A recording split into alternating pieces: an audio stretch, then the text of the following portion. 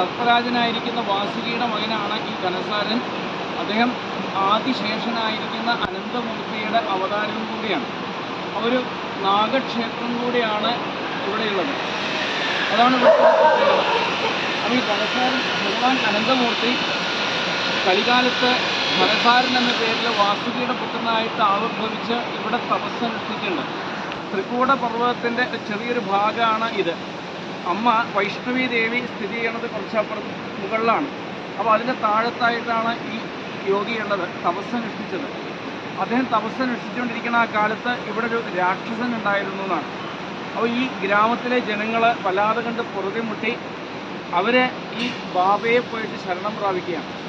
അപ്പോൾ ഈ ബാബയെ അതേപോലെ എങ്ങനെയാണ് ഇദ്ദേഹത്തെ നിഗ്രഹിക്കേണ്ടത് ഒഴിവാക്കേണ്ടത് എന്ന് അറിയാതെ മഹാദേവരെ കഠിനമായിട്ട് തപസ്സനുഷ്ഠിച്ചതായിട്ടുള്ള സ്ഥാനമാണ് ഈ ഒരു ഗുഹ. അങ്ങനെ മഹാദേവരെ പാർവതി സമേതനായിട്ട് അദ്ദേഹത്തിന് ദർശനം കൊടുത്തു.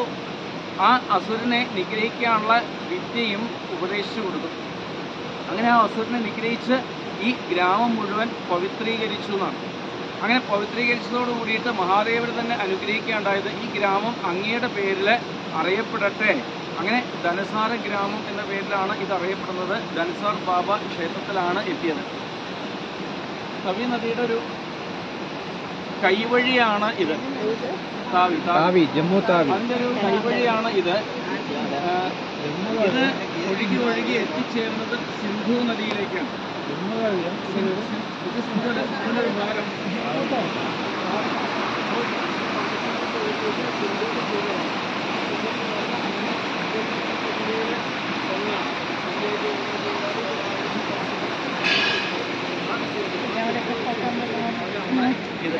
പിന്നെ ഭാഗവത്തിലെ പഞ്ചമസ്കന്ധത്തില് ജഡഭരതന്റെ കഥ പറയാറുണ്ട്. ഭരതന്റെ തപസ്ഥലിയും ഈ ഭാഗത്താണെന്നാണ് പറയുന്നത്. അദ്ദേഹത്തിന് കാളി ഭഗവതി അനുഗ്രഹിച്ചതും ഏതാണ്ട് ഈ ത്രികൂട പർവ്വതത്തിനടുത്ത് വെച്ചിട്ടാണ്. പിന്നീട് കാളിയുടെ അനുഗ്രഹം കിട്ടിയതായിരിക്കുന്ന അദ്ദേഹം പടിഞ്ഞാട്ട് നടക്കുക ചെയ്തത്. കാല് പോകുന്ന വഴിക്ക് പടിഞ്ഞാട്ട് നടന്ന് സിന്ധു സൗവീരം എന്ന രാഷ്ട്രത്തിലെത്തി, നാട്ടുരാജ്യത്തിലെത്തി. സിന്ധു സൗവീരം എന്ന ആ നാട്ടുരാജ്യമാണ് പിന്നീട് ഇപ്പോൾ പേര് മാറി പാകിസ്ഥാനായിട്ട് മാറിയത്. അപ്പോൾ സിന്ധു നദിയുടെ തീരത്ത് വെച്ചിട്ടാണ് അദ്ദേഹത്തിന് ഈ രാജാവായിട്ട് രഘോഗണനായിട്ട് ഒരു ബന്ധമുണ്ടാവുന്നതും ആ രഘോഗണന് വേണ്ട ഉപദേശങ്ങൾ കൊടുക്കുന്നതൊക്കെ ആ ഈ സിന്ധു തടത്തിൽ വെച്ചിട്ടാണ്. അപ്പോൾ ആ ഒരു പ്രദേശമാണ് ഇത്. ധനസാര ക്ഷേത്രം, ധനസാർ ബാബ മന്ദിർ. നമുക്കിനി ക്ഷേത്രത്തിലേക്ക് പോകാം. Yeah.